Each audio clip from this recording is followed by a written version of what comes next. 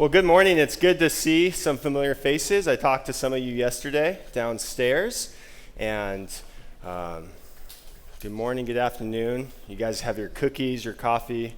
So let's do this. I want to tell you this tale of the developer who had a zero-flaw deploy. That is, deployed an application with no known first-party or third-party code. Now think about the burden that's lifted off when you don't have a backlog of known issues out in production. And today we're going to talk about how can we create that type of momentum in our organizations.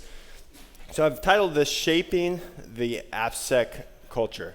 Shaping your AppSec culture. And I use that word intentionally. Shaping, it means molding, to influence. I could have used the word changing your culture, but cultures aren't static. They're always changing by default.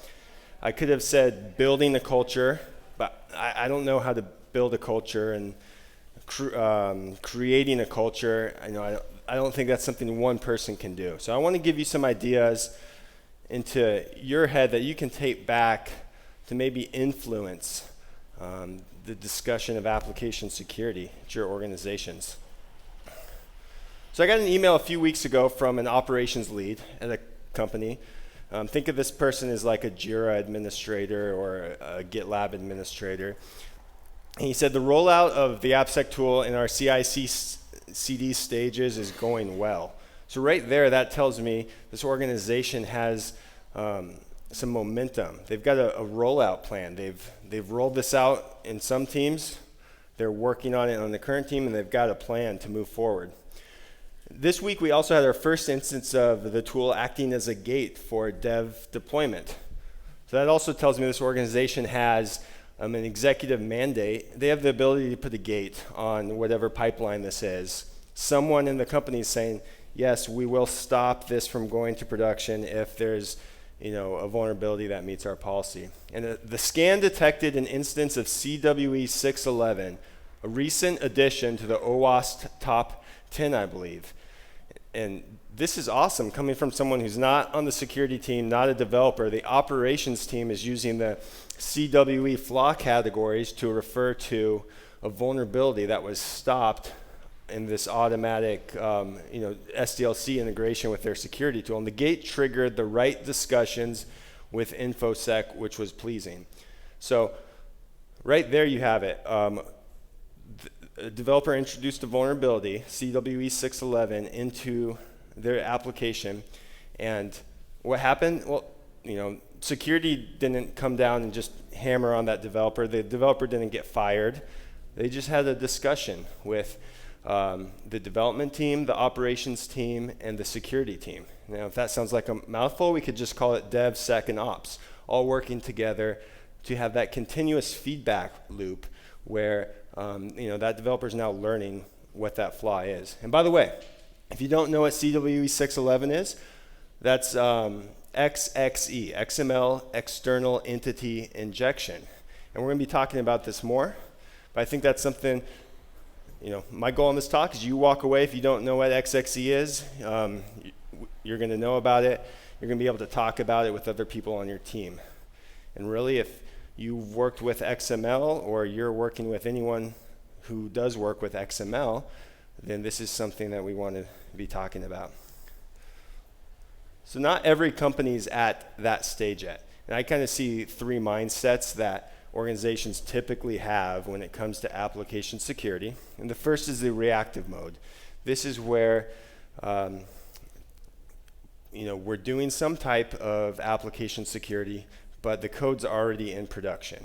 So we might have a backlog of, as I've seen before, 100,000 vulnerabilities that we know about. They're in production, but we don't have anyone working on them because there's competing priorities or there's no developers.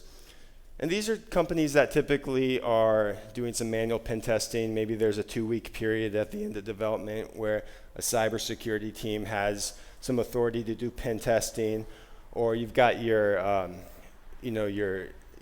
bug bounty programs, things that are already in production. The proactive approach is where we're trying to get integrated into the SDLC, shifting left, as you say. So you might have different stages, threat modeling over here, Then while a developer is coding in their IDE, they're maybe getting security notices if they're using insecure functions in their IDE.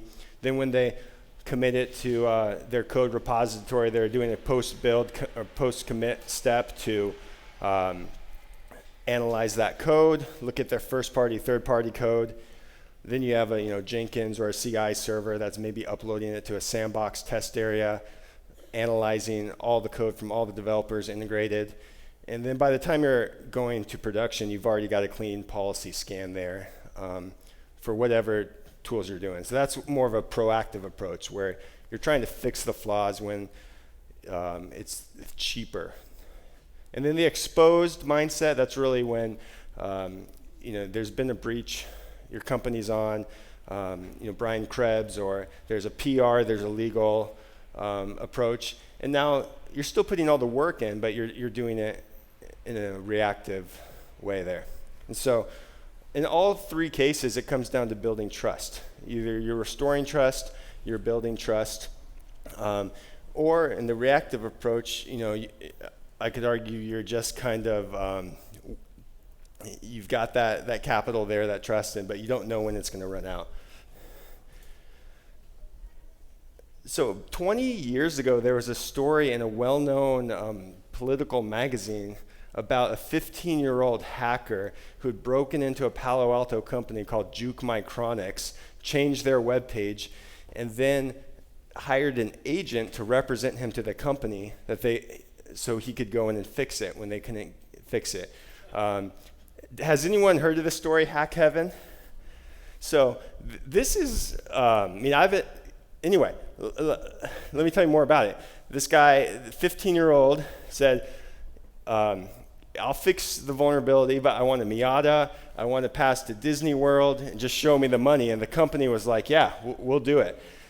Turns out the whole story was fabricated. The writer made the whole thing up. And this was in a magazine that was on Air Force One, well-known. And there's a good movie that was filmed about it that I believe should be on the top cybersecurity films. It's called Shattered Glass. So I'd recommend checking that out if you want to. There's more journalism in it, but it's an interesting story to see. 20 years ago, there was this idea of hackers breaking into companies and then them scrambling to fix the vulnerabilities. And we see today something that was fictitious 20 years ago.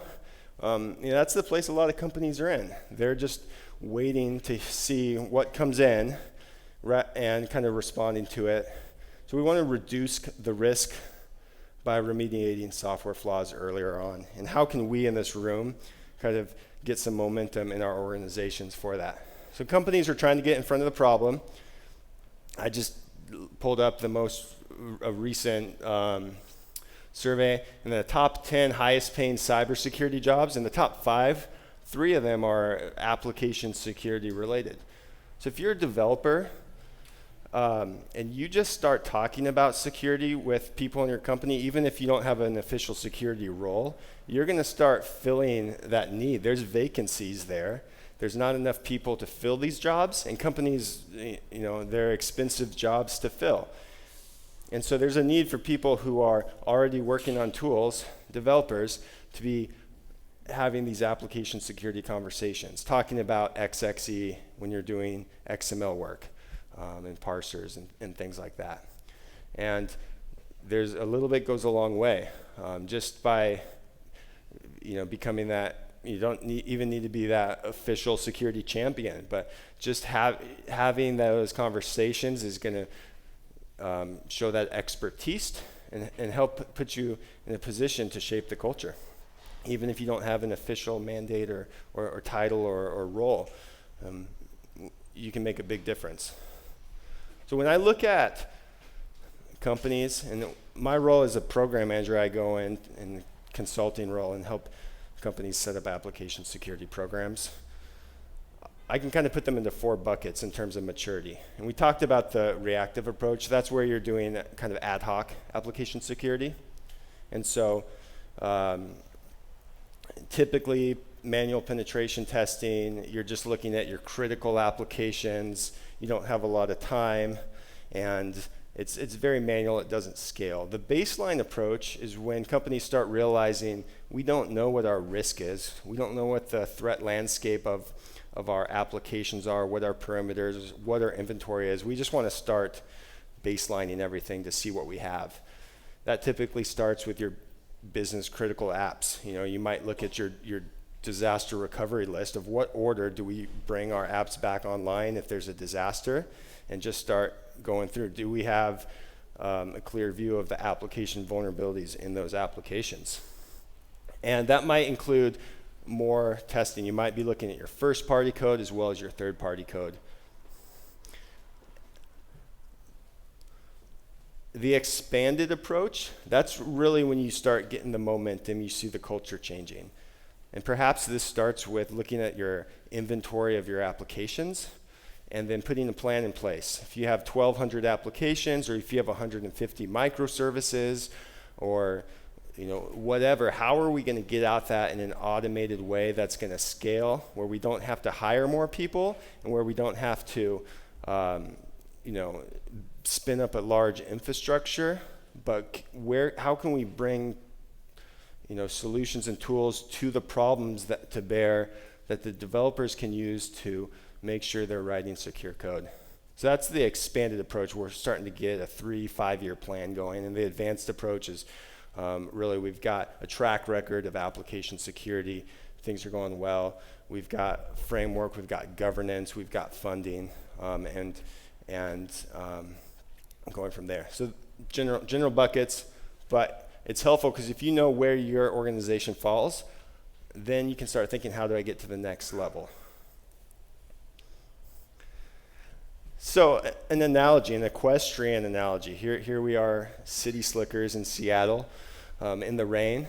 But a lot of times I go and talk to a company and they have applications all over the place. They've got legacy applications.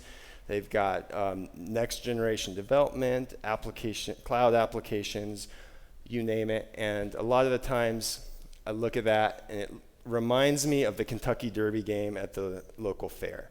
And that's the game with all the horses lined up, and usually you have a little ball that you roll, and if it gets in a hole, your horse goes ahead 3 clicks and you're trying to get to the end. We've all seen that game. And teams will say, we've got so many applications, we've got hundreds of different pipelines they're all following, and they'll give pushback. They'll say, my application is different. It's not going to AppSec team, don't bother it. It's not going to fit in there, or there's too many pipelines. So an analogy, let's think about horses. If you're an equestrian person and you think about the different breeds of horses, you've got big Clydesdales, you've got Shetland ponies in Scotland, you've got thoroughbred racing horses. There's a team that has a string of polo ponies playing in the US Open. You've got a donkey and you've got a mule, right? Those are all representative of the different applications in our organization. So then you've got the horse that's out to pasture, maybe blind in one eye. And we all can think of that application in our organization that fits like that no one wants to touch. No one has touched it, but it's generating some revenue. So it's still running over there. Now, what do all these horses have in common? Well, they've got different riders, different riding styles, different tack, bridles, bits that they're all wearing, but they all have horseshoes on. And in Tanya's presentation yesterday, she showed that slide of the rainbow unicorn, and one of the pictures was security putting on the shoes on the unicorn. I guess unicorns wear those. And so that's this guy on the slide here. This is the farrier. He's someone who's specialized in equine hoof welfare. So he's putting horseshoes on the horse. He's shodding the hooves of those horses. And that's what, this analogy, the security team is going to all the applications and all the different pipelines with all the different languages, maturity levels, and you're providing that security piece. Every 5 to 7 weeks, I guess they have to put that on. So I've had teams that have given pushback for all sorts of reasons. They've said, We're developing an application that gets deployed on a CD-ROM, and we mail it out to our customers. So we don't need to fix these application vulnerabilities that were found. And you start talking to them, you realize, like, all right, so it's getting shipped out, and where's it getting installed? Oh, it's getting installed in a bank. And what happens if that bank was breached, and your application becomes part of the breach chain there, and you know about these vulnerabilities? Is that a position you want to be in? And you start having those discussions, and the developers realize, all right, there is a risk here. We do want to have secure code. We do want to fix it. So how do you measure that? How do you show progress from that? You can look at the percentage of applications onboarded. So if you're looking across your company, how many applications there are, how many of those are going through some type of application security program. If you're just thinking about your team, perhaps there's a handful of applications. But what we do is we look at flaw burn down. So we want to show remediation, and a good metric there is flaw aging. How many days does it take from the time a vulnerability is found to the time that it's fixed by a team? We also look at scan aging. So how often are these applications being scanned?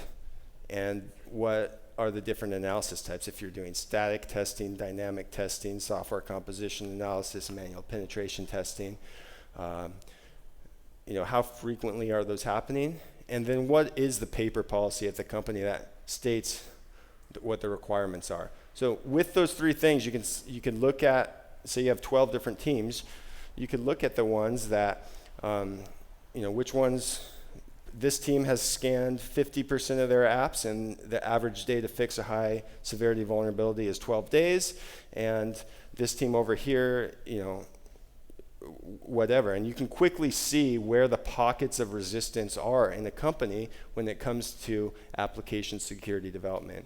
And those give you forward-looking actionable metrics that you can then use to engage the teams that have the highest risk, are the most stuck. And you can start to see what the competing priorities are that are preventing those vulnerabilities from getting fixed. And why aren't the developers fixing them? Maybe you need, so I've seen companies where they're trying to move from reactive to proactive. They've hired extra developers just from remediation work to get them back to out of that backlog.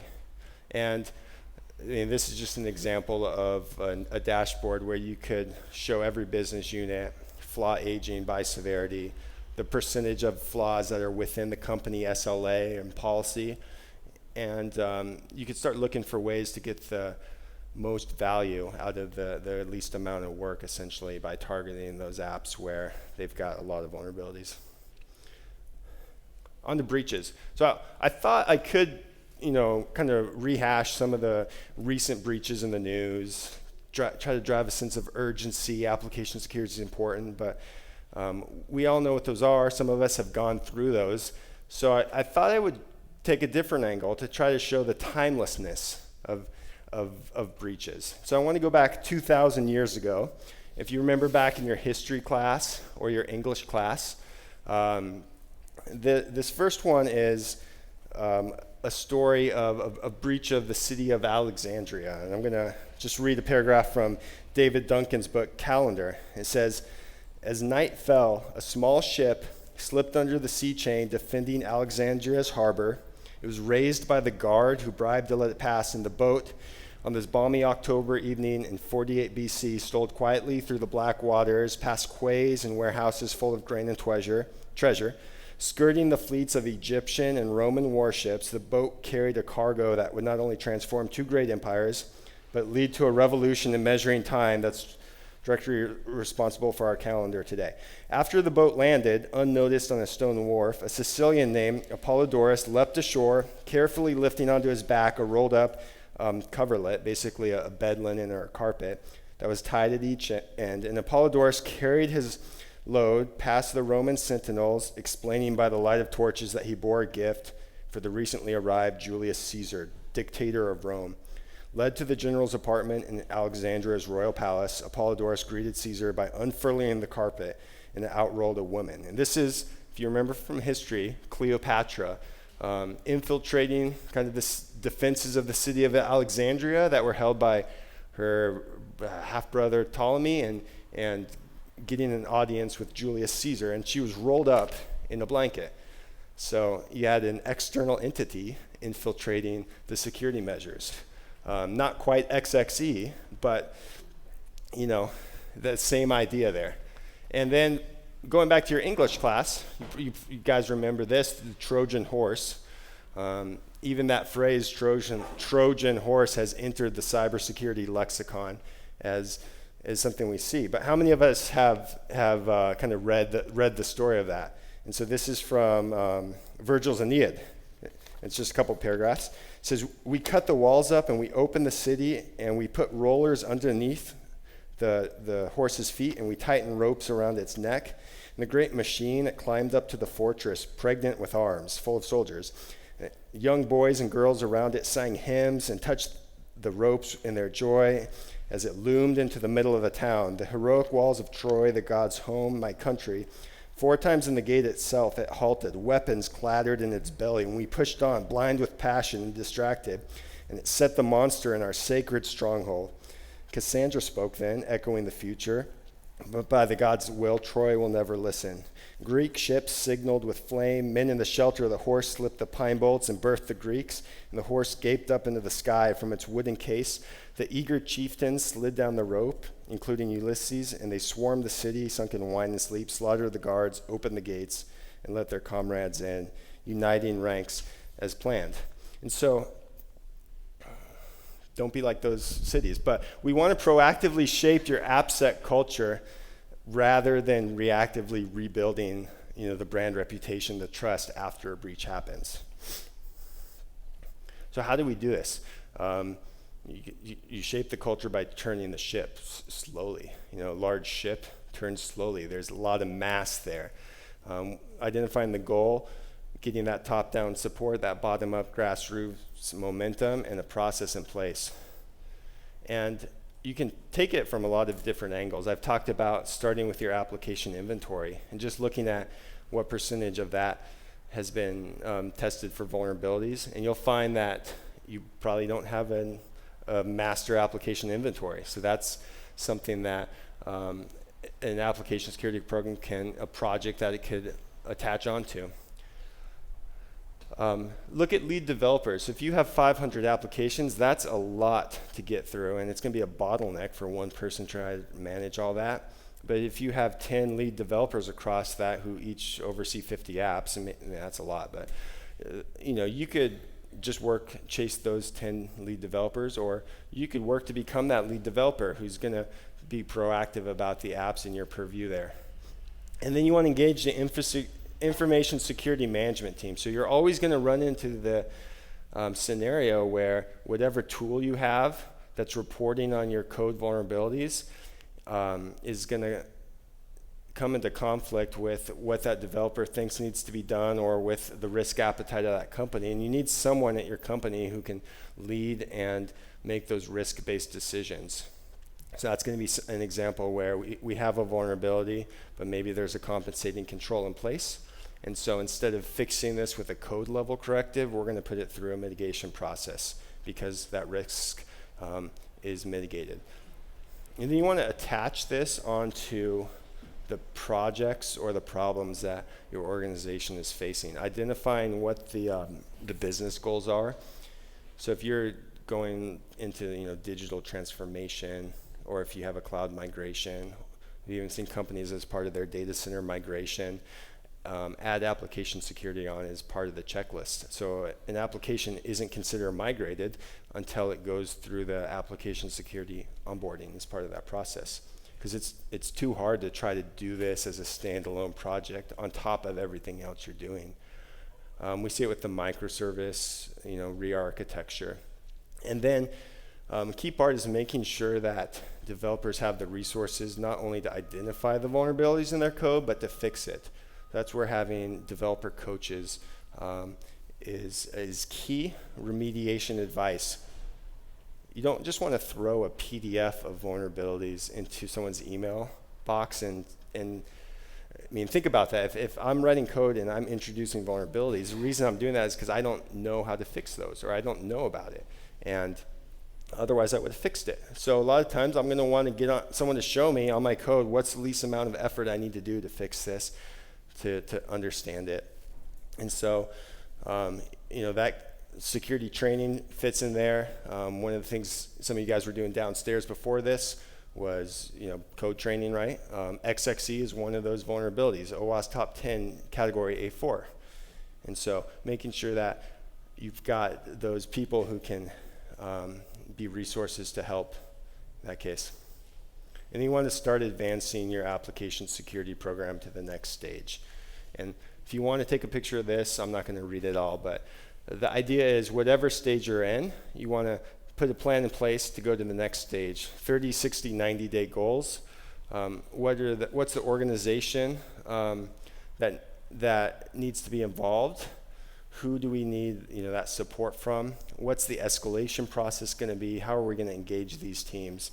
And I've seen companies where they've wanted to go all in, and so they spent a quarter just putting an application security program in place, lining up the teams like they were airplanes on a runway, and then they hit it and everything took off and it launched. And I've seen other teams where they've said, look, we're going to start with these guys because we're friends and they're a friendly team, and they go through a 4-month period of greenfield code development, releasing a brand new app, no vulnerabilities, and they do an internal press release saying, so team had an on-time deployment of their application with 0 vulnerabilities. Here's how they did it. Start lining up so we can help you as well.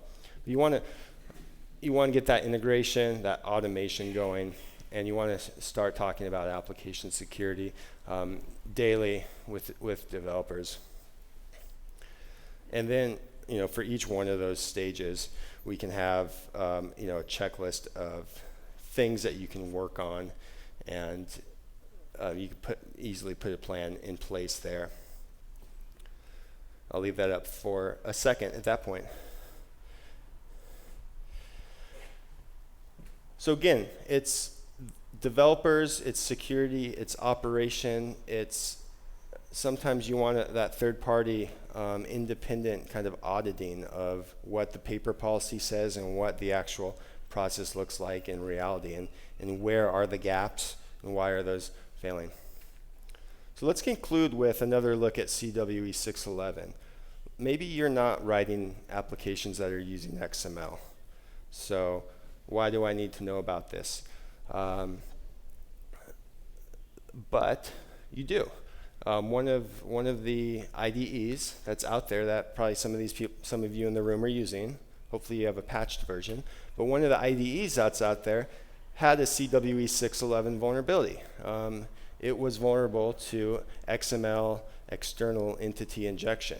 So what that meant is if you went to GitHub and you cloned an application that had an XML file in it, so let's say you cloned an app for an Android application that's using the APK tool, and it has an Android manifest.xml, and you open that up in your IDE, if there was malicious code in that XML file, it would exploit that vulnerability on your machine as a developer. So what that means is local files in your system could be read, access to servers on your internal network could be accessed, you could do internal port scanning, a number of things basically could be run under whatever privileges your developer machine has. And this is the same thing if you have the vulnerability on a web server. Someone's going to inject some code that's going to read the etc password file or do something else and send it out just all by opening up an XML file.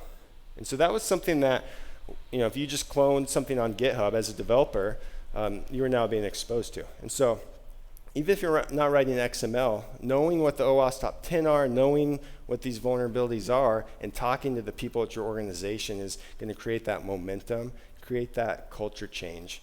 And so that's my action, is start discussing application security daily with your teams. And you'll have examples where you're now getting in front, and that goal of having that zero flaw deployment is going to be something teams are going to start to get excited about. And it's not going to mean there's no vulnerabilities in the application, but it means you're doing your due diligence, and the vulnerabilities that you know about, they're not just sitting in a backlog, but they've actually been addressed when it's cheapest. And you'll hear the one example of a team that I was on a conference call with last week. They were sharing with 50 other developers their experience of going 4 months from starting their project to deploying with zero vulnerabilities. And they said it took about an extra maybe 2% of their time to do all of the application security pieces for the first time. And that's the one-time steps of integrating with the CI/CD process and going from there. So they felt very much like the burden that was lifted off of them from not having known vulnerabilities in their codes was well worth an extra few hours of time to get that set up. And so that's one way you can start changing the culture, and hopefully that's something that we can all take back from there. So we've got some time for any questions if you guys have them. Otherwise, I'll be downstairs, and feel free to stop by. Thank you, guys.